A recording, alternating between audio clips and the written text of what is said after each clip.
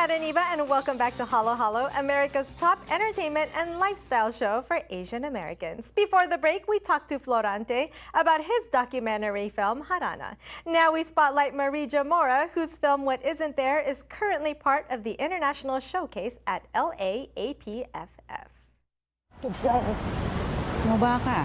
Lord, now that it's Christmas time, thank you for bringing the family back together again. Put that down, Gibson.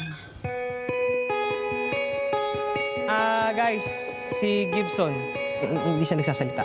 Can you sign? Hindi siya bingi. He's a mute. Hindi nga siya pipi, hindi lang talaga siya nagsasalita. Well, does he drink?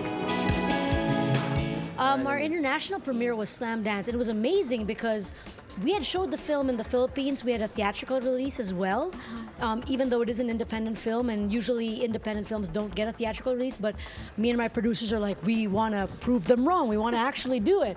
So, doing it in America was completely different because we had predicted that we'd have a lot of Filipino Americans in the audience or something, but it was like around 85% Caucasian, and the reception was really warm because they really had connected with the music and with the love story, and it was really nice. And it was like there was no like demographic from like young like directors to like 70-year-old couples, and it was really amazing. Now, I know it took about 10 years to finally produce this film. Why did it take so long?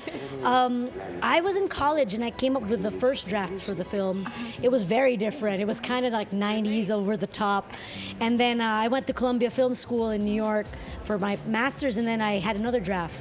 But it became younger, and it was sort of like based in not really in Manila. And then one of my teachers told me, you have to base it in Manila and make it, really personal.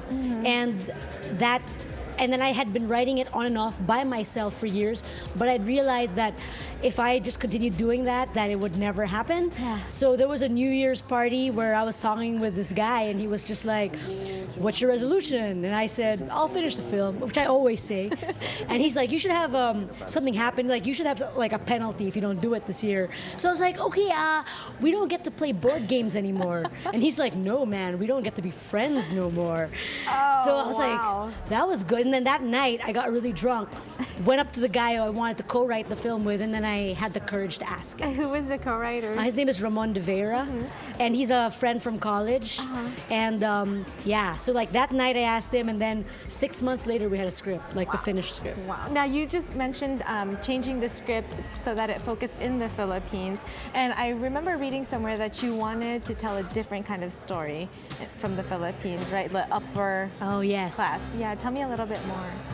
So usually most people around the world are familiar with our films more recently because of the things that happen in more poverty-centered areas, something about social economic classes. But that's not really the world that I had grown up in. I come from an upper middle class family. My parents are doctors. I'm fortunate enough that me and my siblings got to study in the States and come back home to teach or to just work in the industry back home. And I had wanted to, I also grew up with American movies, like John Hughes movies and, and stuff like that, and new wave music from Britain. So I actually wanted to make a film that reflected that, which I'd never seen before. I wanted to make a film that I wanted to watch. With kids who actually talk like how we talk. So that's something that me and Ramon really actively tried to do.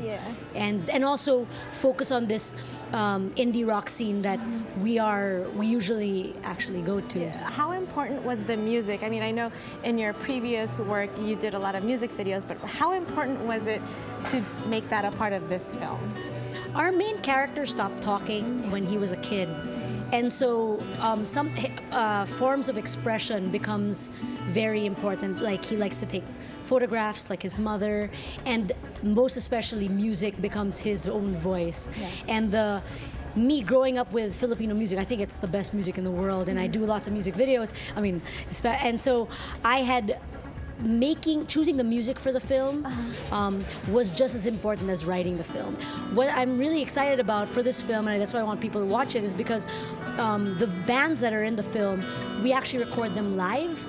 Like, you know, most movies, like, you have a band like feign, like pretending, which is a big pet peeve of mine. So, because I'm in a band and I play drums, so like I wanted the bands to come in to play it live, so there's that energy, that sound, and then we record it, and then after we record a good live take, then they use it as playback, and we do the scene. Wow. And that music that's live is in the soundtrack, which we also like mastered. So that's something that we really worked hard on. And one last thing, your film has gotten so much positive attention and recognition, not like at Slam Dance and at Cinemalaya. What do you think it is about the film that wants people to watch it, that people are attracted to it? That's a really great question, because we had made, like, literally everybody in the crew and the cast, we made the film for ourselves. Like, we just wanted to make a film that we wanted to watch. But apparently a lot of kids really wanted a film like that. Like, a lot of college kids would come up to me and they would say, "I hate you." And I go, "Oh, why do you hate me?" And they're like, "Because you made the film that I wanted to make, but you made it before me." And I'll be like, "I'm sorry, man. It took me 10 years. I wanted to make it." Like, I've been wanting to make this longer than you. And I'm older than you. So, but I think it was something like that, people had wanted to make that film or watch a film, and so and the fact that other kids come up to me, film students from the National University, would say, "Thank you for making your film, because now that you did, I know I can make mine, and you took all the flack for yours." Like, so people gave you, people gave you like either good, because we also got like great word of mouth, and we also got a lot of crap for it. You know, like, for example, people would be like, "You have rich kids in your film, but nobody gets hurt. Like, nobody nobody dies." Kind of story. Yeah, and what I really just want is for kids to just make more films, because the industry will only survive if people just keep on making stuff, whether good or bad. And what's nice is that there's so many film students right now, and if they want to make a film like ours, then that's great, you know.